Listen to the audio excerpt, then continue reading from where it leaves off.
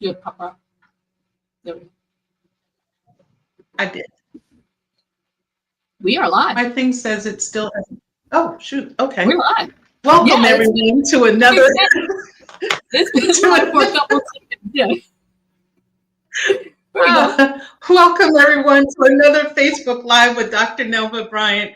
I'm Greta Russo, and this is Dr. Bryant. Oh my gosh, you guys know that we're just so silly, and my computer just was delayed. I think your computer was, we were going live.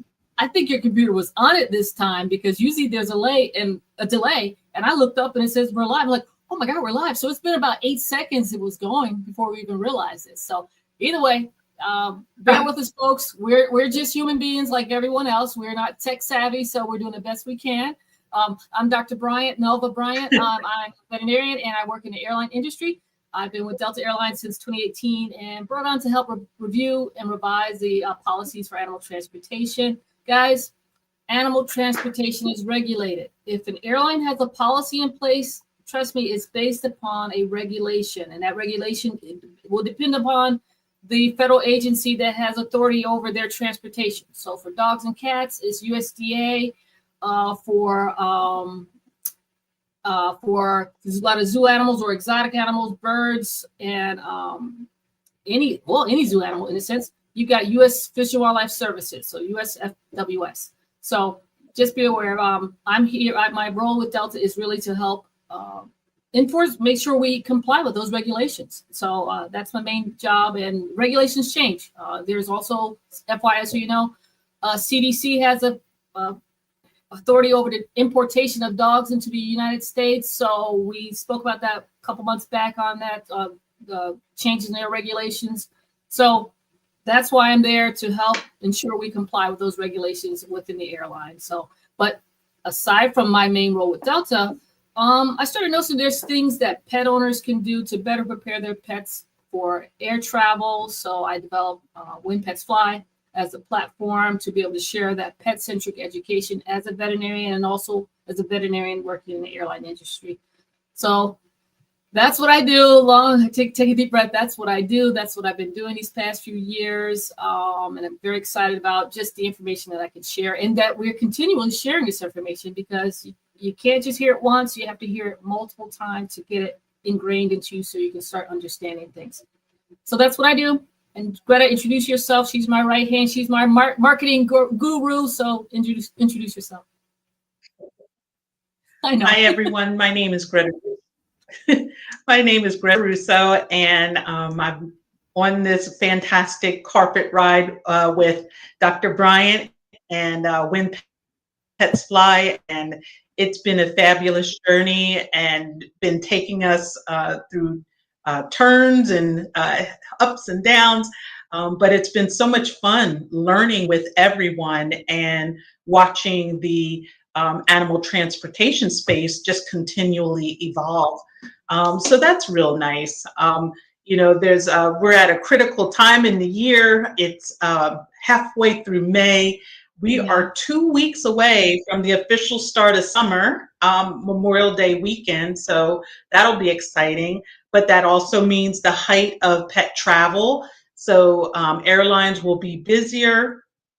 Lots of things for people to remember, depending on how your dog is going to travel with you. You might need to get to the airline earlier than 2 hours. So I think, Dr. Bryant, you recommended before on cargo or in cabin. So what are some other reminders that you would like to share with everyone? Thanks. Be mindful, like what I was saying, be mindful of as far as getting to the airport. If it's in cabin, you want to get there. If your pet is traveling in cabin with you, you want to get there with ample time to allow your pet to go to the service animal relief area and relieve themselves, and just ample time so you're not rushing up through the process. Remember now, when you're rushing, you're also stressing your pet. So just, you want to get there with ample time, probably 2 to 3 hours prior to your departure. You're going in cabin, and just make it calm and relaxing for them. Take care of everything, no rush, and get there. If they're traveling by cargo, just be aware that the cargo, there's a cutoff time when everything has to be processed in the system by the agents. And it's usually, say, good sometimes 2.5 hours prior to departure. So that means you have to get there probably at least 4 hours for an international, 4 hours for domestic travel before departure. Try to get your pet checked in at that time. And if it's an international flight, try to get there at least probably close to 6 hours prior to travel to make sure you have ample time. So that, again, there's cutoff times at the airline as far as things being transported by cargo. There's deadlines that they have to meet. So get there with plenty of time. Don't get there, say, if the flight is, don't get there, say, again, for a domestic flight, the cutoff window is 2.5 hours prior. Don't get there at that, because you could very well not be allowed to, your pet will not be transported very likely. So allow ample time if traveling by cargo for at least 4 hours prior for the domestic travel, and at least 6 hours prior to departure for international travel. So be mindful of that. Well, didn't you say, like, if people are going by cargo, that could be in a whole nother section of the airport? It is. So that's the thing. Yeah, that's another thing people to consider too. If you're traveling with your pet by cargo, they're not accepted or tendered at the ticket counter where we go. That's not where it happened. It's a separate location, usually totally different from where you normal check in. It's usually at the cargo warehouse for that airline. So you have to go to that location. Yeah, absolutely. There's a lot of things to like consider and organize yourself when you are taking your dog by an airline, even with a car. There's just, you're not just throwing the dog in the car. You're not just throwing the dog in a crate, and you're not just going to throw your dog on a plane. It takes a lot of preparation, months and months before you even get the ticket. And then, when you're at the airport, there's planning around that. You got to find out where the relief areas are, even before you walk in the airport, where you can walk the dog. So those things you got to look for. You want to be able to have your emergency doctors or hospitals at your destination, wherever you're going to be. So there's just so much to plan. So if you want to know more information, there's a whole bunch of different articles on When Pets Fly's website, which is whenpets.com, as well as the website has a tab, Dr. Bryant's Favorite Things, and there's a whole lot of resources on there for you. Even Bring Fido, which is a great resource. So many people know about places to look up all over the world. So, make sure you go to the site to check out the different resources. There's IATA on there, the CDC's on there, even our friends Zounds to help keep your pets calm during the flight. And Derek was on at the last Facebook Live episode, so you can learn all about them, and just a lot of great resources. And we look forward to adding more as we are introduced to these people. But I wanted to say, as far as in the news, because last week I shared about the real IDs. So before you go anywhere on a plane, and if you're used to using your driver's license, you have to use your real ID now.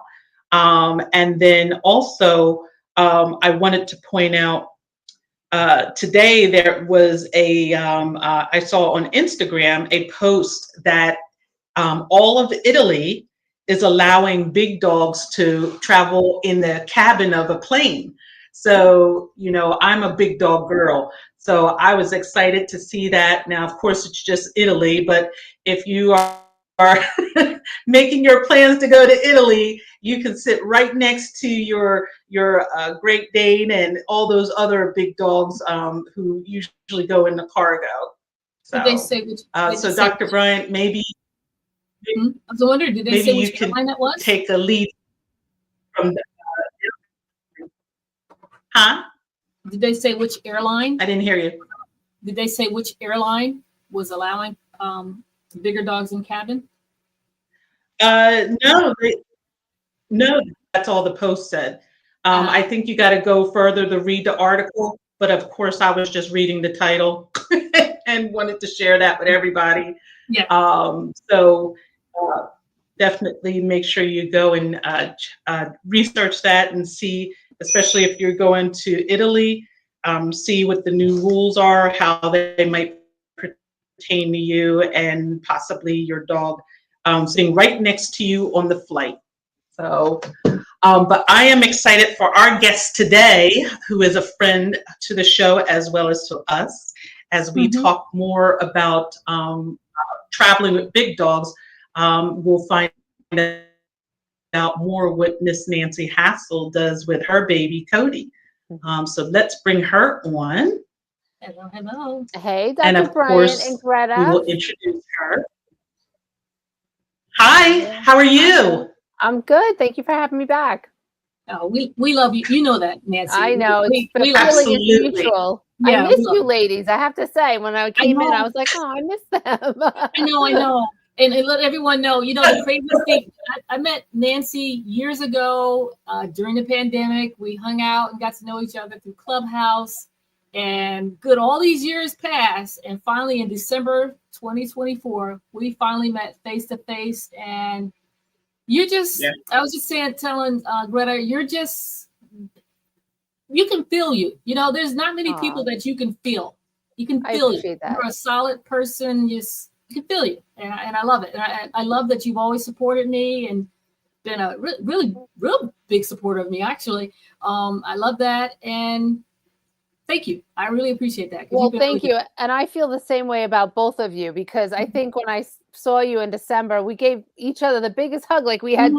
always known each other. And that's how I feel about both of you. Hmm. I hadn't seen Greta in a while either. It was years since I saw Greta in person. So that was really Yeah. a great event to see you ladies and catch up. And I feel that right back to you. I was just talking about you yesterday to Hmm. somebody, Dr. Bryant. I was saying, you have to talk to Dr. Nelva Bryant. She does that. That's her whole thing. And they were like, "Oh, thank you so much." So Hmm. I don't remember who it was. Don't ask me who.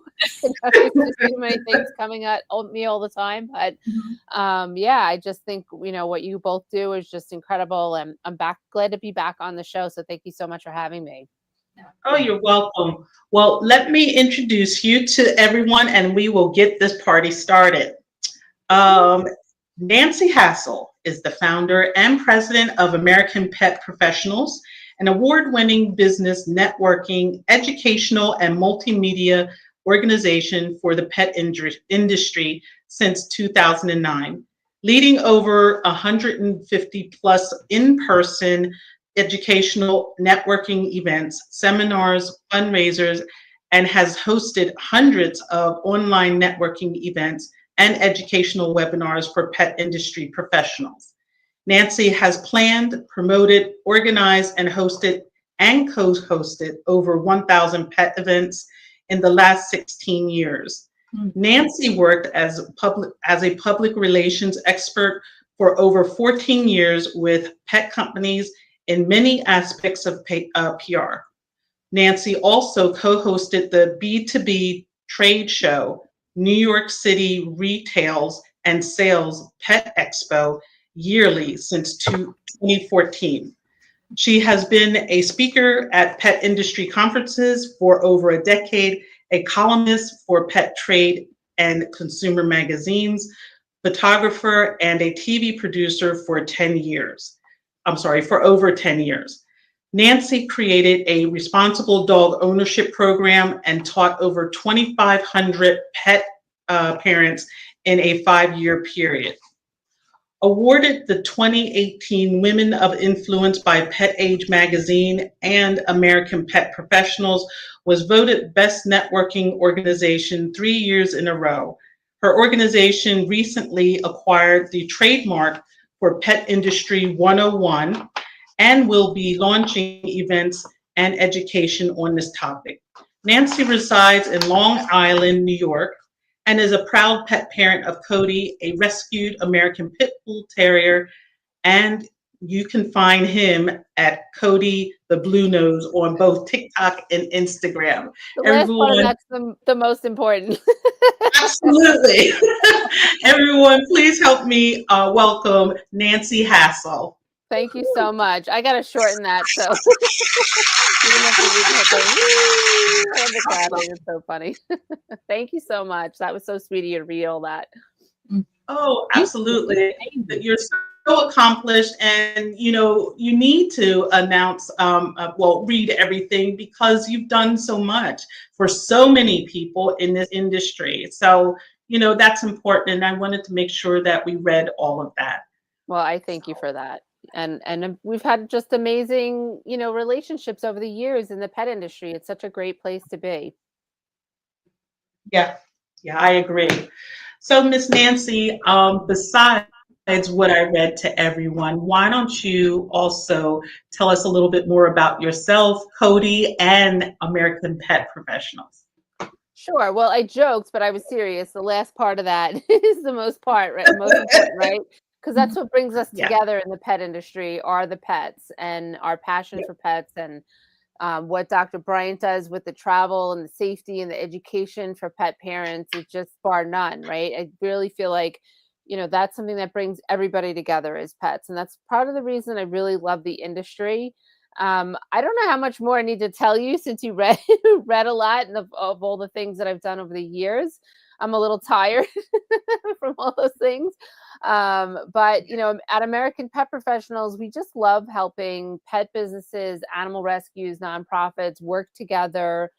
We've had, so many educational events and networking events and just connecting people that need to know each other and that will help each other grow.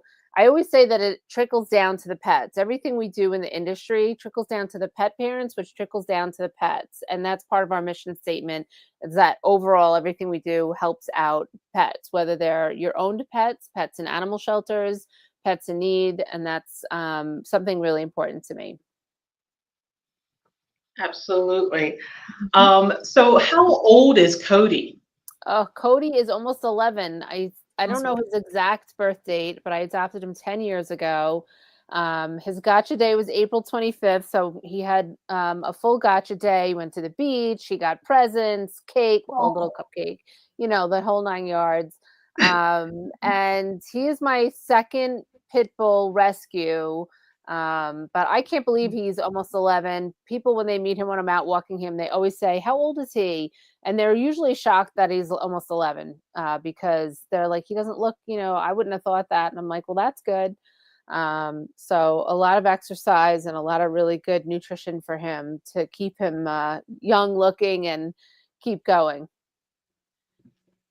Yeah, absolutely. I was looking at some of his pictures too that you had showcased and everything. It's like, oh, look at him when he was a pup. Well, wasn't a puppy when he got him, but when he was younger, Yeah, he was like 10 or 11 months, so almost an adult dog, but he still had that puppy look and attitude. Yeah, no, that's good. Well, I know you always share on Instagram your adventures with Cody, and I love to see that because you plan them. You truly are a pet parent, and like you plan them like that's your child. So, I wanted to get your advice. Do you plan your activities with Cody with thinking, okay, let's look for what Cody would enjoy and you are going along? Or sometimes I think pet parents are going somewhere and they just bring their dog along. So, I wanted to get your advice on, and you could do both, but which one do you do and which one does Cody enjoy more? Yeah, well, Cody's happy to basically go anywhere that I'm going. But yeah, there is part of that. Like sometimes, just on a walk, I'm like, I give him his little sniffari, like, okay, you've had like 15, 20, let's go. I want to walk, So, but then there's times like tomorrow we're going to an animal rescue event and there'll be a ton of vendors and activities going on. So for him, I call it a puppy party. He thinks anything with a pop-up tent, even if it's just like a farmer's market, is for him. Like he's so excited, even at almost 11, he's so excited. I'm like, you got to pace yourself. But yeah, I think, planning where you're going to bring your pet is important because even if you're just going to the event that I'm going to tomorrow, a few towns over. I have to make sure he's, got water. Do I have water with me? Is there water in the car? Do I have all of his essentials that he'll need, right? I joke because he has his own backpack. Even if we're just going to the east end of Long Island to go visit friends or stay overnight, he's got his whole backpack with everything that we would need. It's a little ridiculous. I'm like, there's more stuff in here for you than there is for me, but I don't want to have to be like, what if you're caught and you have to go and get something and then I don't have it? All right, so tell me, give some suggestions. Tell me what's inside his backpack. Oh yeah. So in his backpack, excuse me, if I'm staying overnight, basically I'll have his food. I have any medications, first aid kit, all his papers. I have his papers, rabies, all that stuff in a Ziploc bag.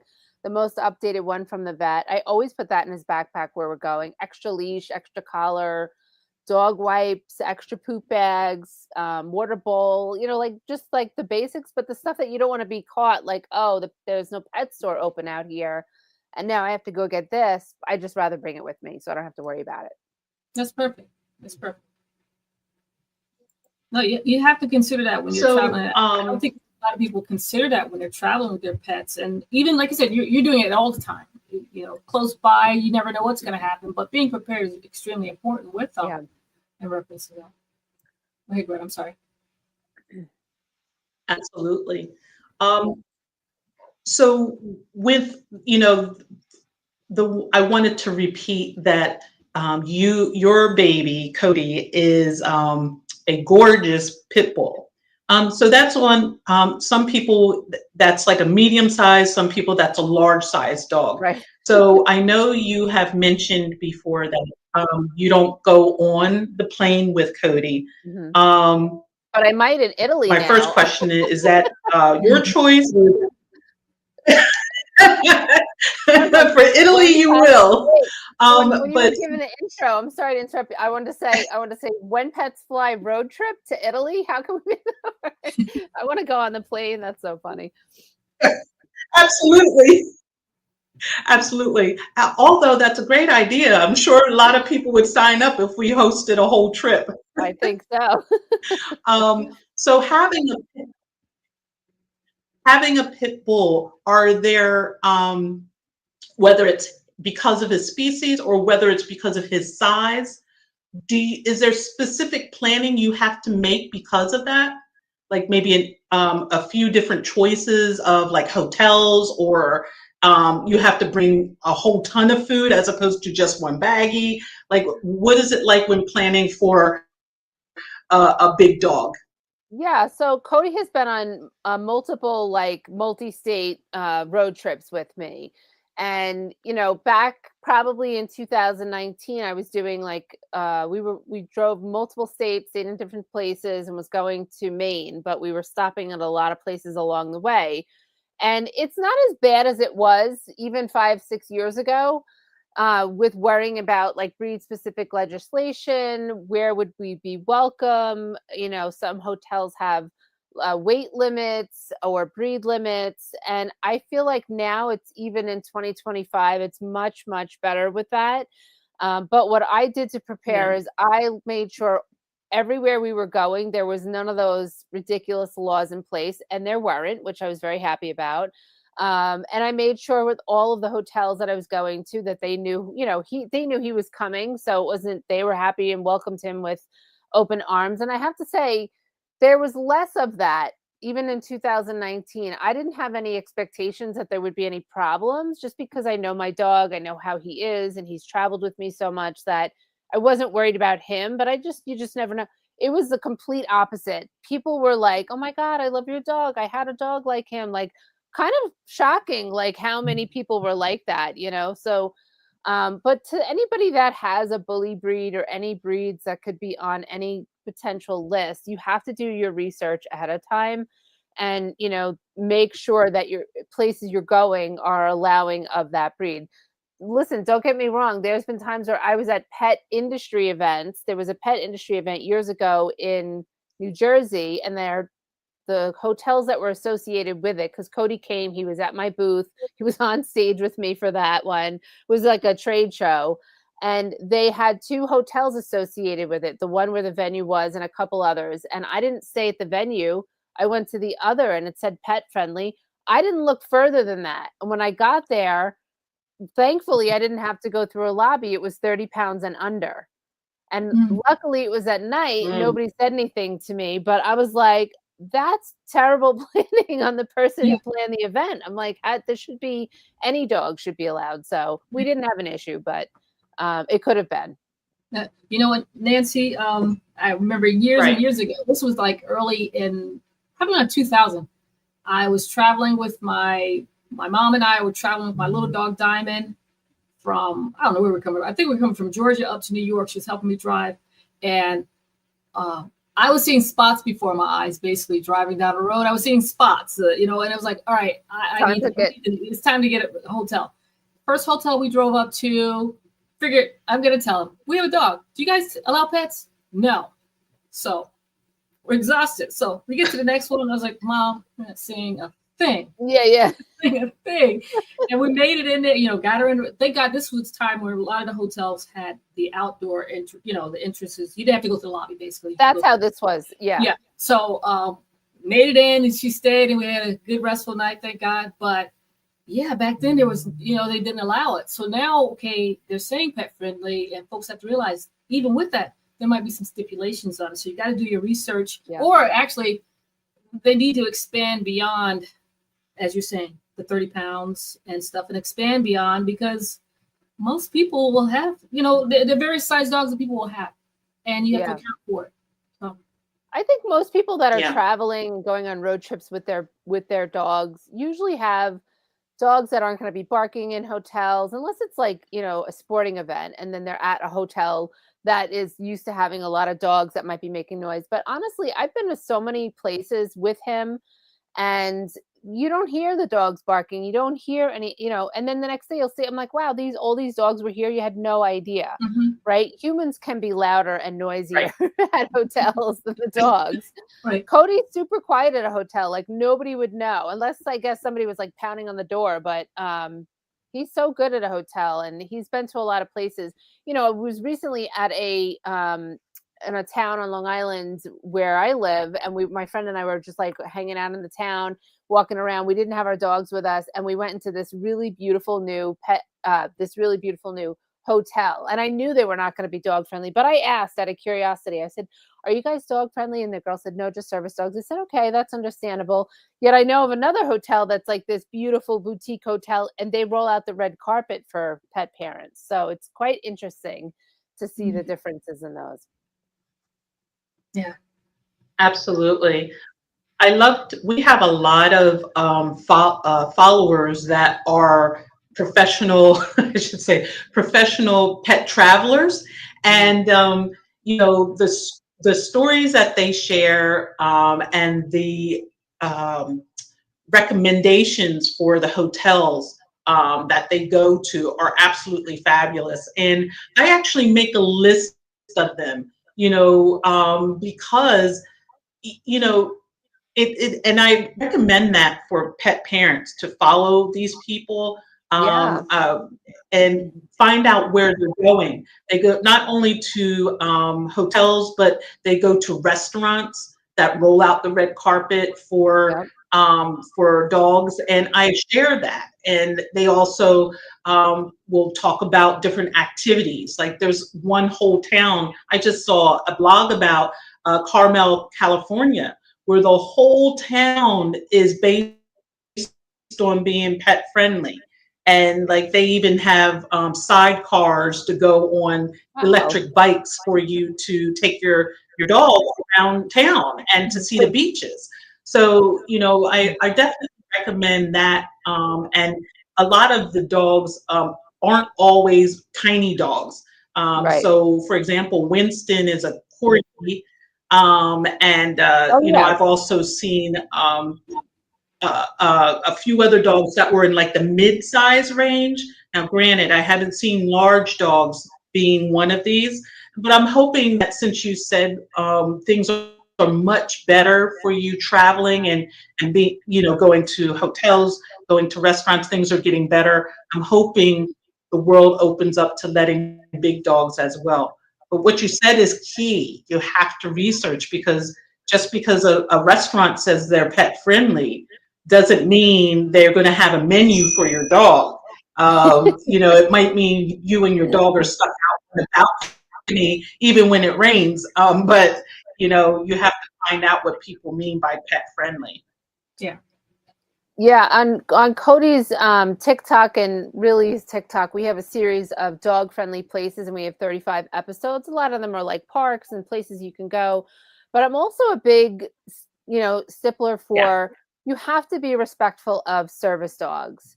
And, like my dog is not interested, like gets excited, barks, or like wants to go say hi to every dog. He's like passive, like, oh, hey, and like he's on his way. Like that's his personality. He's very chill.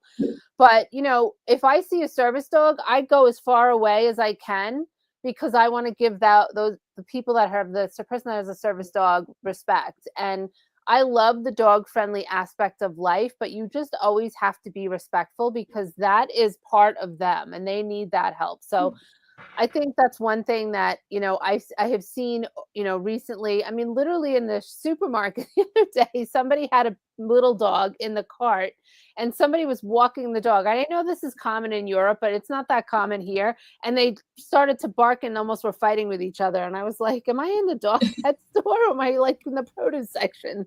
Right. So, I think there's certain, and they were not service dogs. I think there's certain things that you have to be respectful for. So you know what I'm thinking of, Nancy? I think my thought is that service dogs and the acceptance of them being in those environments, to me, should be different from pet friendly. Yeah, I agree. It should be totally different from that. But whenever you see someone with a service dog, really out of respect for them, and realize that service dog has a purpose for that individual.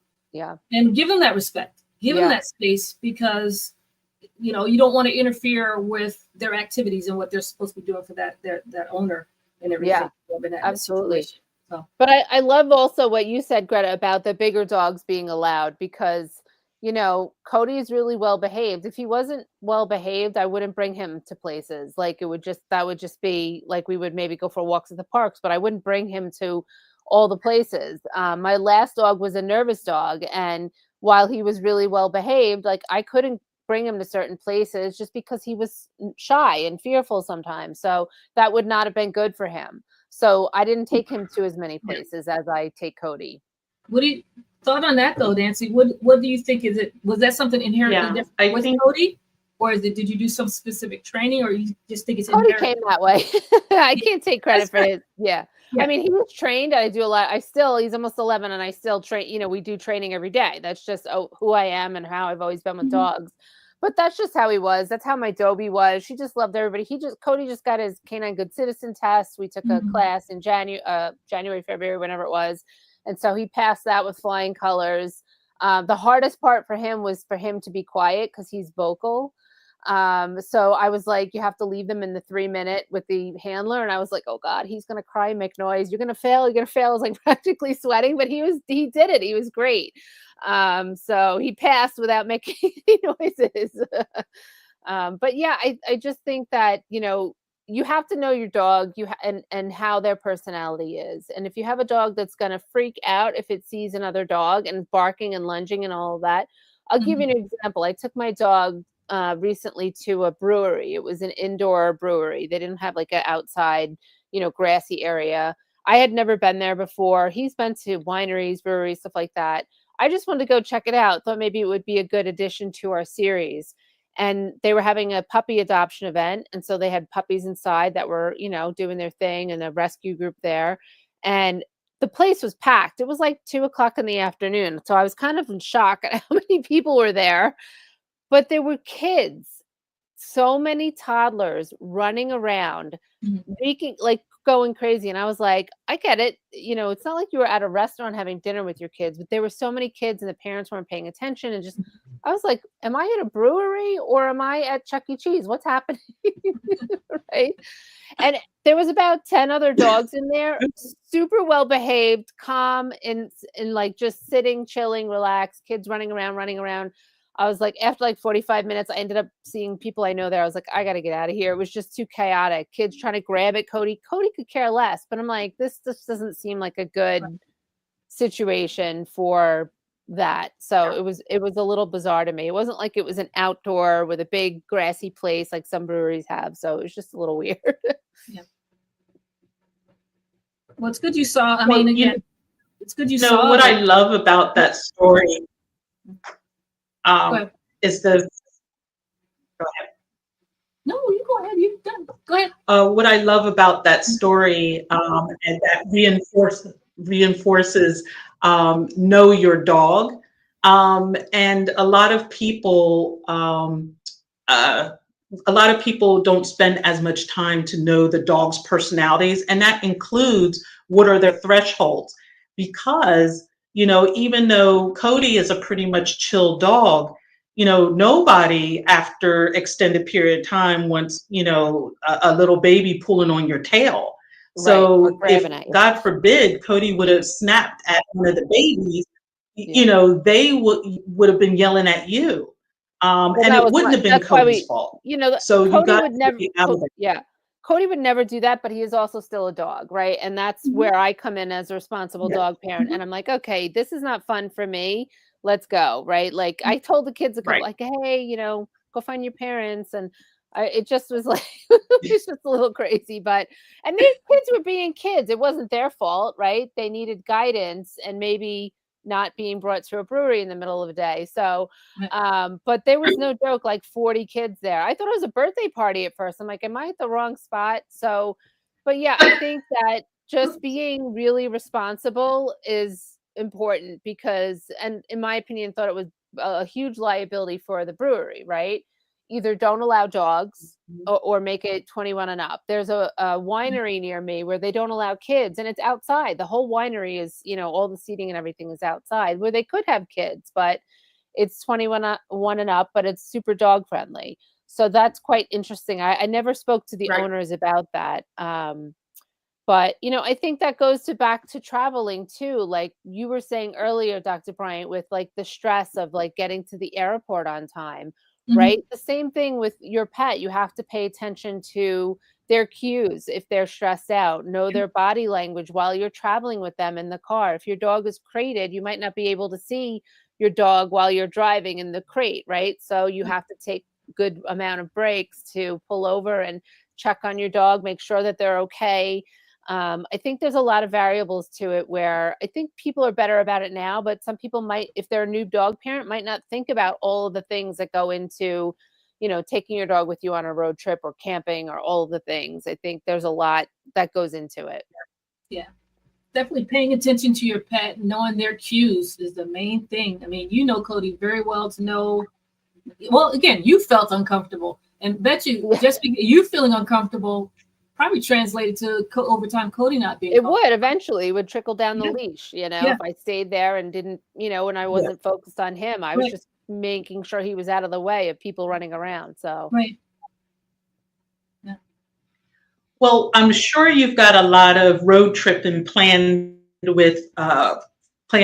go with Cody this summer. So there's a lot of people that watch, even though they do fly with their dogs. I wanted to get some tips from you as a professional mom who drives with her baby.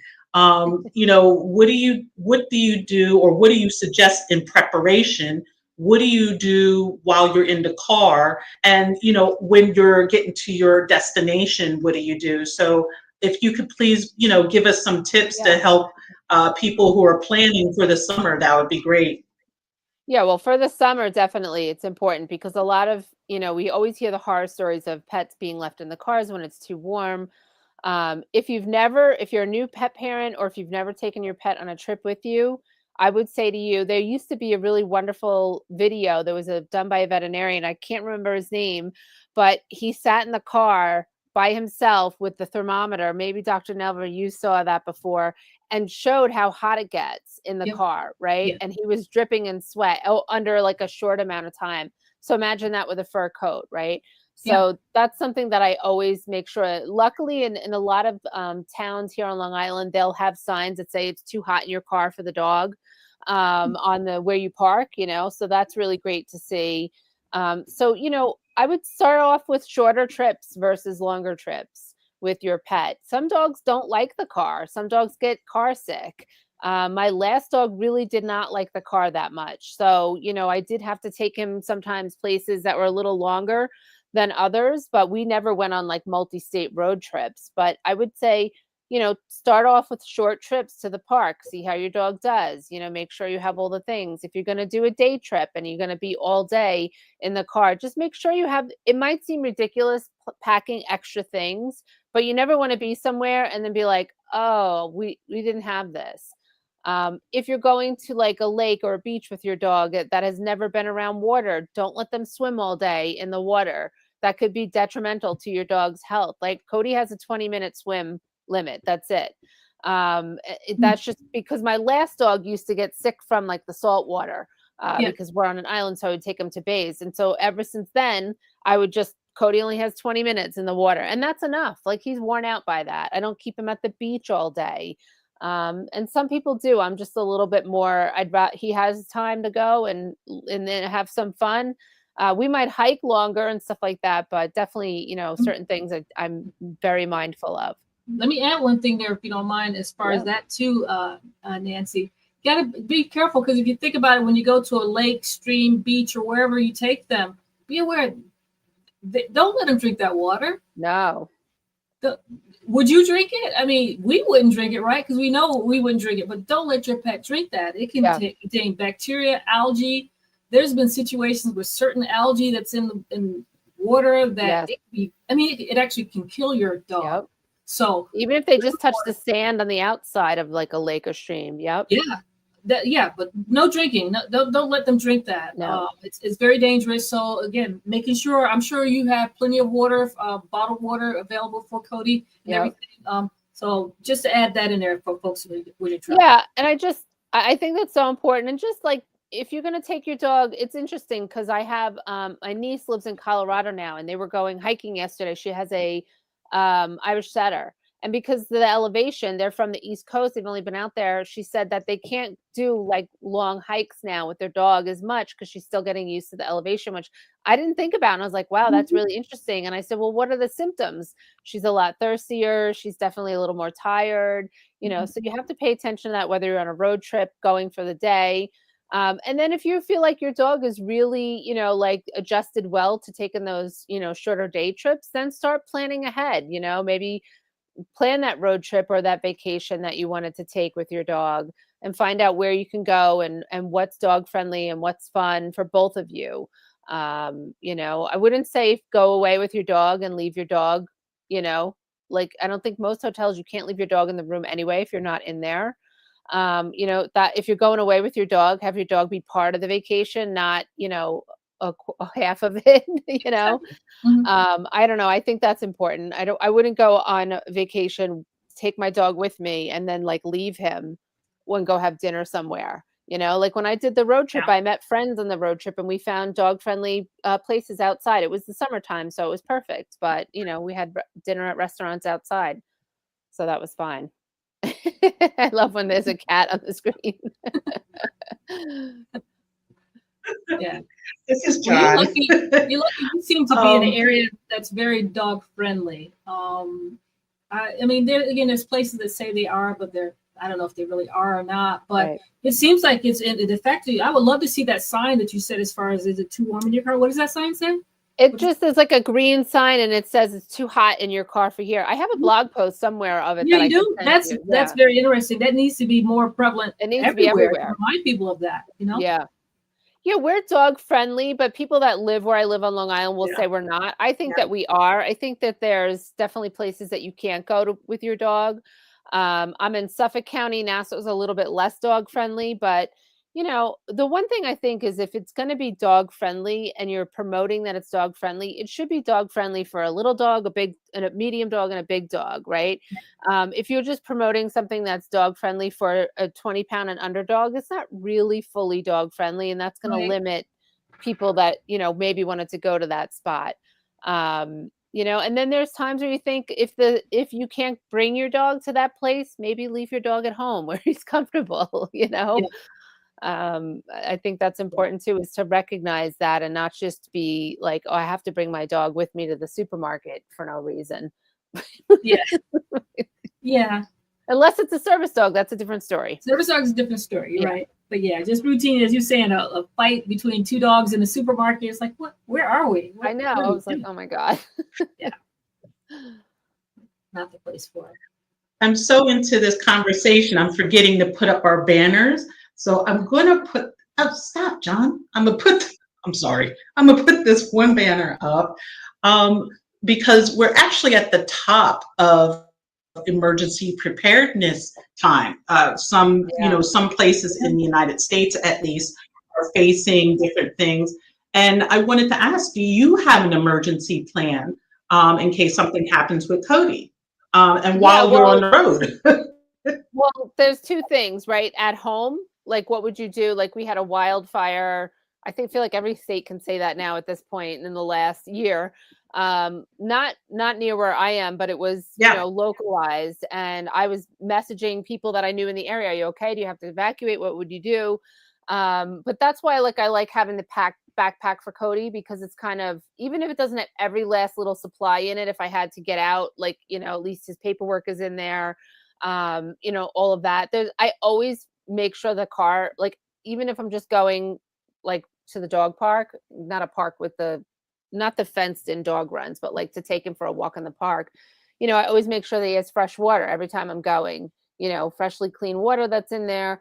But for an emergency plan for a road trip, there's definitely, it's a little bit easier these days because we have our phones, right? And so we can look stuff up. But what if you needed to get to an emergency vet?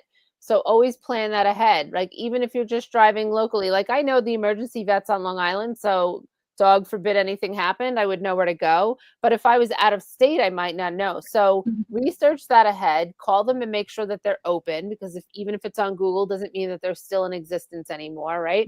And then take a screenshot of that phone number or put it into your emergency contacts on your phone. So if anything did happen, that you could go ahead. The other thing I would advise people to do is take a first aid and CPR class for their pets. That pet first aid and CPR. So when you're traveling, you have some extra tools. You might not think that you'll ever use it or need it, or it'll come into mind, but it will actually come into mind. I had it, Cody just at a local pet expo outside, and somebody, before I could say, don't give him that, handed him a treat, and he inhaled it and he started choking on it. And I had to all the things came back, right? And I was like, okay, I was able to pull it out. He was okay. Everybody else was horrified. I'm like, this is not my first rodeo pulling something out of a dog's mouth, but still, you just want to be prepared. So the more that you can do ahead of time, the pet first aid and CPR class is really fantastic. If you haven't taken one of those, even as a pet professional, you should always have that, because those skills will come in handy. It's almost 2 years ago, Cody had to have his spleen removed and an emergency surgery. And because of that class, after I did all the assessments, because I couldn't figure out what was wrong with him, I lifted his gums and he was white. His gums were pale white. And I was like, oh my God, go into the vet. And if I didn't take that class, I might not have noticed the white gums. Yep. Yeah. I'll be honest, I haven't done anything important for pets, because your dog can't say. I've never done a CPR class with pets in mind. That's something I need to do. I'll be honest with you. I had to do CPR training every 2 years while I was every 2 years for basically 20 years of my career being in public service. And with that, you know what? I'm still scared. I feel like I don't know anything, but I'm sure if the timing is right, I'm sure I'll know what to do. But it just scares me to think the thought process of it is, and I think that's what holds some people back from taking a pet first aid and CPR class, because they don't want to think anything like that would happen. But it's just such a great class to take and learn, especially if you're traveling. If you're traveling somewhere and you're far in between things and there's nothing nearby, you might be able to save your pet's life just because of some of the skills that you have learned in that. It could be something as simple as addressing a small wound that you might think needs emergency care, but you might be like, wait a minute, we learned some things and how to take care of it before you get to the vet, and that could really help. So I'm an advocate of that. I am overdue to take the class. You do have to take it every 2 years for a pet also to be certified in it, I guess. But I just think that's important. I think traveling, you also, I might be a grandma on the road, but when I have the dog in the car with me, I'm definitely the person that is further behind than anybody else. I might be in the right lane, not going as fast as I normally would by myself, right? Mhm. So there's a lot of that safety factor.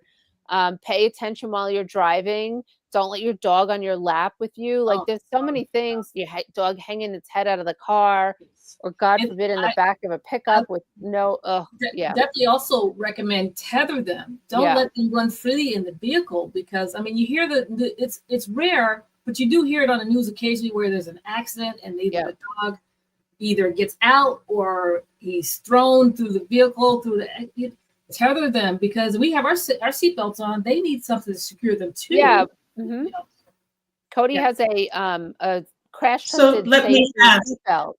good, good.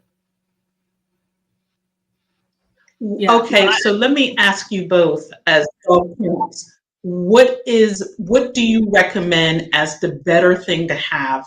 A dog safety vest, I'm sorry, safety belt, or a crate inside the car? Which one do you recommend? Well, my car wouldn't fit a crate, so the only thing I could do is the crash tested safety harness. And when Dr. Nelva was saying to Dr. Nelva Bryant, I always say Dr. Nelva, was saying to tether them, don't tether them by their collar. I do see a lot of influencers on social media, and I'm like, if you have to slam on the brakes and that dog goes flying with this, you could break or injure the dog's neck, mhm. right? So make sure it's a harness and hopefully it's a crash tested harness. I've heard amazing things about the crash, the really tough kennels, but I don't have a car big enough for that. Yeah. Well, the kennels and crates that you have inside the vehicle, I mean, if they're not tethered down either, you're Right. not really helping them either because Yeah. that's going to move in the process. So make sure whatever you use, they're secured and tethered properly so they don't still, as you're saying, if it's collar, yeah, you don't want them to get hung up or anything like that. A harness would be best.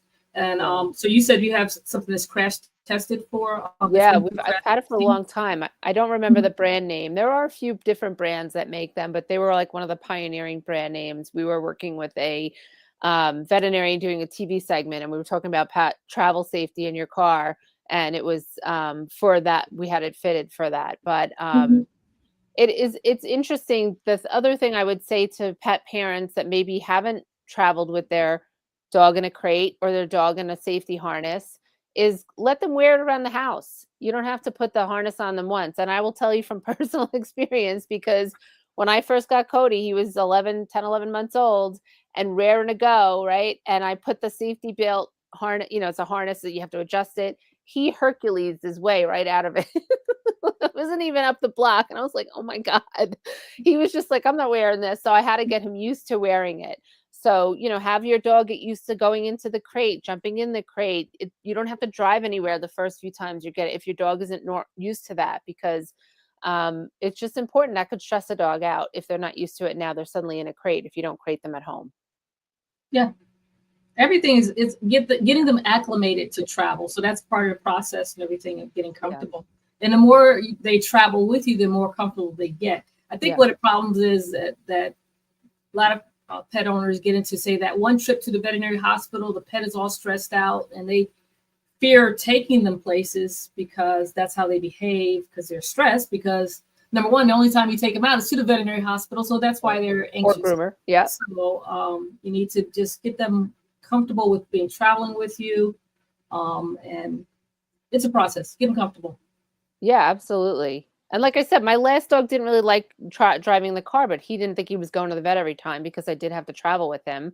Mhm. He really did not like the car. In the beginning when he was a puppy, he liked it, but I had a different car that had a back and I had both my dogs in the back. It was a Ford, I don't know, it was like a SUV. And somebody slammed on the brakes and I didn't know that the carpet in the back of that wasn't attached and it went and he went he didn't, I mean, I wasn't even going fast. So after that, that was just his personality though, because he was a fearful dog. If that happened to Cody, he'd be like, whatever. He wouldn't care. But yeah, preparation and help them and get them acclimated. It's so important, because we want to go and do. and do the things and go have fun with our pets. But if you don't prepare them ahead of time for any kind of travel, whether it's in a car or on a plane, it's going to be a lot harder on them. Definitely. Absolutely. When is there, okay, so when you plan your trips, are there certain things that you always have in the plan? Like, do you always make sure you have a park nearby where you're staying, and a list of restaurants you can go to? Like, how do you do the pre-planning for your car trips? Yeah, definitely. It all depends on where I'm going, right? Like I've been down to Washington D.C. And made sure that the hotel I was staying in was not only dog friendly, but that it was for any size dog. And, some of the hotels that used to not allow dogs now allow dogs, so that was actually really good. It was a nice hotel. I don't remember which brand it was. So I make sure of that. I make sure like where I'm parking wasn't going to be that far if it was going to be really warm outside, to walk to with him. I feel like unless you're going like to like a state park or national park, the planning might be a little bit more intricate. Like for me, I was always going where an area where it was like suburbia or there was something around that I could take him to different places.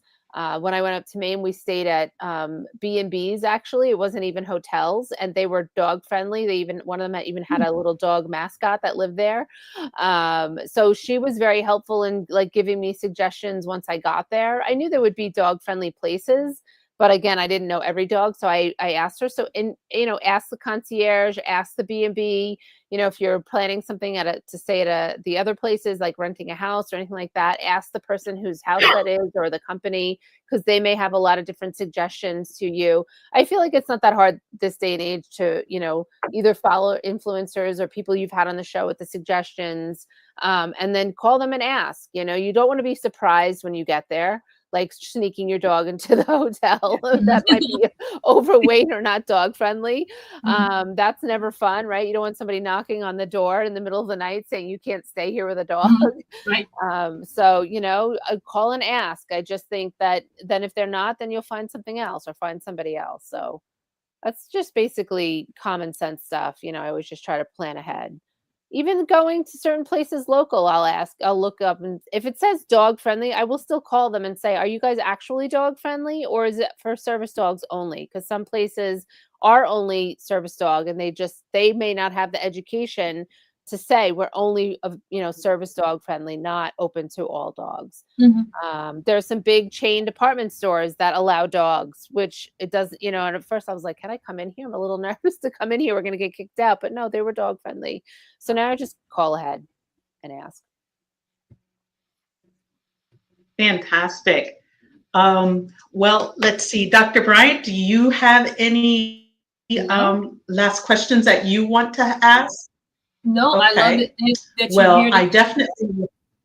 I love that you're here to give us insight on traveling with Cody and great tips that you have there as far as really calling ahead and really verifying as far as the pet friendly status of your hotel or wherever you're staying. Extremely important because again, you don't want to be like me many, many years ago trying to sneak a dog inside a hotel room.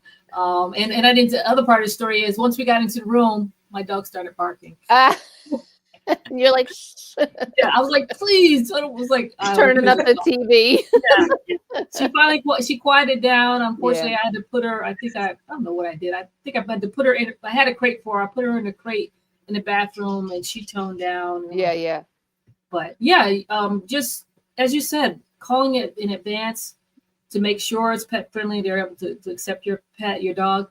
And then also just being prepared for everything you do when you're traveling with your pet. So I really appreciate the tips you have. Cody has a good mom, a great mom. I thank you. Yeah, he has a lot of fun. Let me tell you, if he's not having a fun day because I'm working, I get the looks of disappointment all day. I'm like, every day can't be a puppy party. What do you want me to do? Which is kind of funny, but that's hysterical.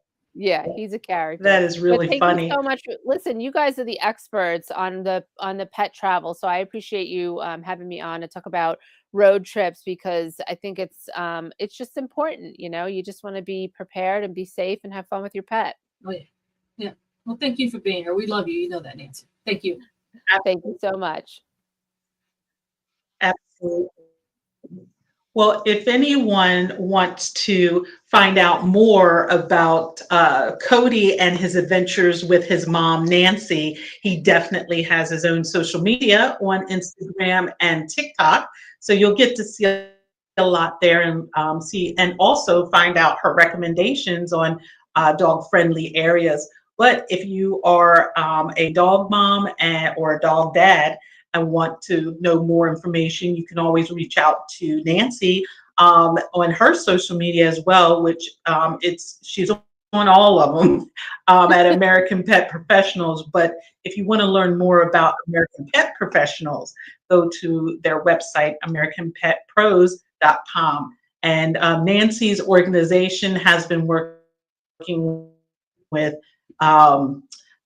pet professionals for over a decade, and she has changed a lot of lives and definitely has led people and their businesses down the right path to success. So Nancy is the person you want to reach out to learn more about and also to be a part of her. I like to say your organization is like a family. It's nationwide. And, you get to be a part of something that's bigger, and all of you are learning together. So Nancy, thank you so much for coming on and sharing your road tripping tips with everyone, and especially with having a large dog. I think that's important. And you're just a fabulous lady. Right back at both of you. Thank you so much for having me on. I really appreciate it. It's been a lot of fun as always. And hopefully I'll get to see you guys in person again soon. Yes, hopefully soon. Yep. Absolutely. Yep. Absolutely. Well, everyone, we hope that you have a great weekend and look forward to seeing us next Friday with another Facebook Live with Dr. Nelva Bryant. But until then, have a great week, a great weekend, and we'll talk to you soon. Take care. Bye-bye. Bye.